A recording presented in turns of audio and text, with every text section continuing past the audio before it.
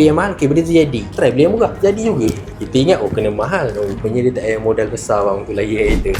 Ni salah satu alat lah. Yang ni yang murah, 20 lebih. Abang boleh beli abang boleh search sendiri. Kalau abang tak percaya, yang ni GPS blocker nama dia. Abang search, abang beli satu, abang cocok, abang masuk area ni, antena ni, abang buka Waze. Waze tu akan tulis no connection. Dia tengah cari Waze, dia tengah cari line. Benda ni memang 20 lebih modal. Yang ni mahal sebab kita orang try. Dia cakap iya ke? So kita orang beli yang mahal. So beli yang mahal, okay, benda tu jadi. Try beli yang murah, jadi juga.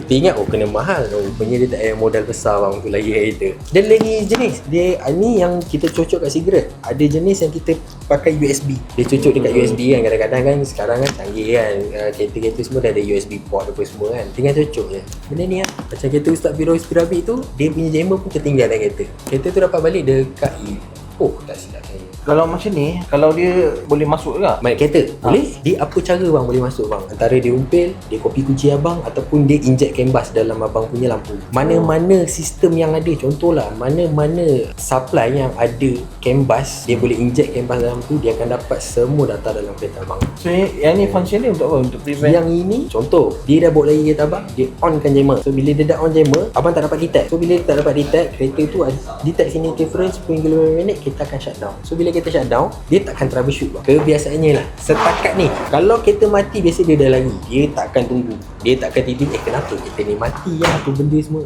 Sama lah kes-kes yang kita dapat pernah recover, semua kereta mati sendiri, dia orang lari, polis call lah. Dan lagi satu, kebiasaannya dia orang dah cocok jammer, ataupun kalau dia orang bawa jammer, kereta dah mati, dia akan bawa jammer ni keluar, dan abang akan dapat balik location kereta abang. So abang boleh pergi lah dekat location kereta abang.